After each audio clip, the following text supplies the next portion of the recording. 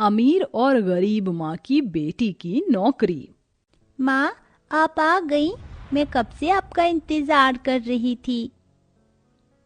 बिटिया, आज थोड़ा ज्यादा काम था, इसलिए मालकिन ने रोक लिया था। तुझे भूख लगी होगी ना, तू बैठ, मैं जल्दी से तेरे लिए खाना बनाती हूँ। माँ, मैंने खाना बना दिया है, आप हाथ मुंह धो लीजिए, मैं आपके लिए खाना लगा देती हूँ। तूने खाना बनाया है? लेकिन तुझे खाना बनाने के लिए किसने कहा था? माँ, एक बार ही तो खाना बनाया है, इसमें इतना गुस्सा करने वाली कौन सी बात है। मैं तेरे हाथों में खाना बनाने वाली करछी नहीं बल्कि कलम देखना चाहती हूँ। तेरे बाबूजी का एक ही सपना था कि तू पढ़ लिख कर किसी बड़ी सी कंपनी में काम करे। उनका सपना पूरा हो, उससे पहले ही भगवान ने उन्हें अपने पास बुला लिया।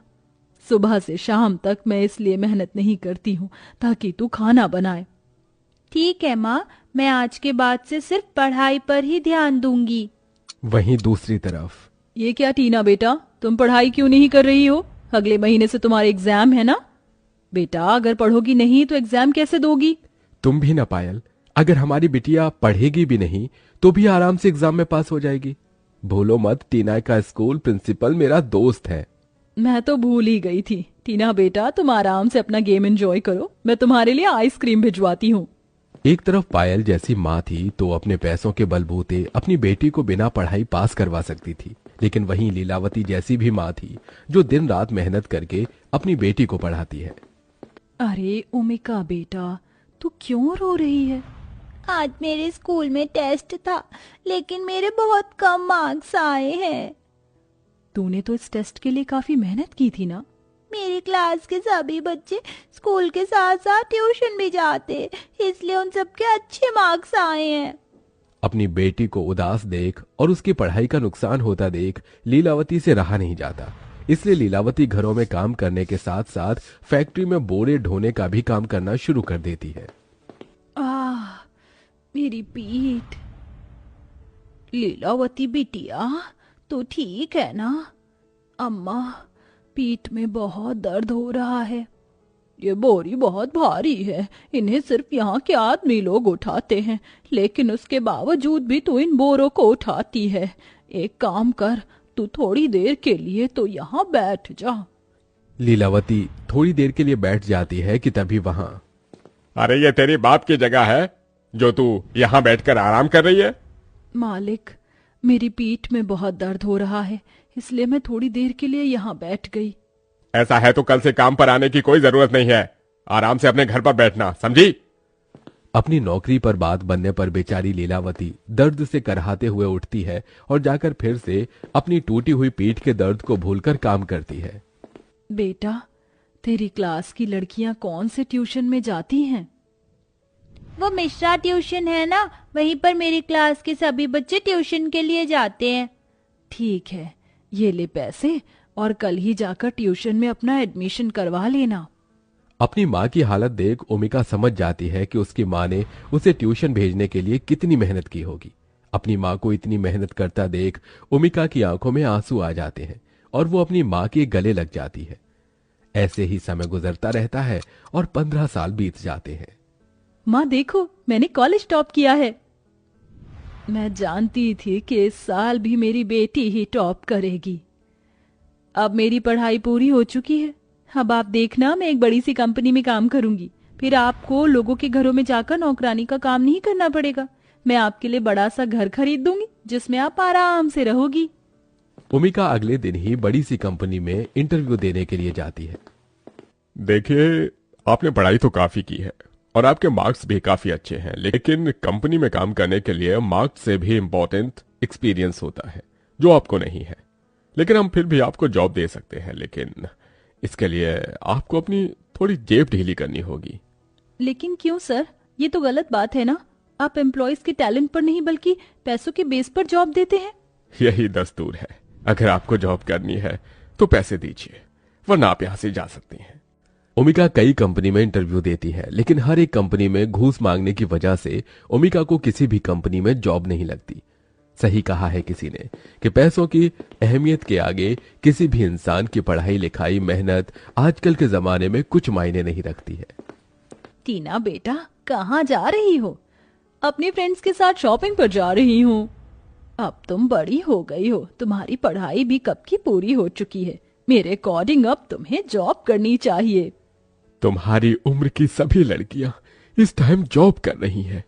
जिस कंपनी में मैं जॉब करती हूँ उस कंपनी के चेयरमैन हमारे बहुत अच्छे फ्रेंड हैं।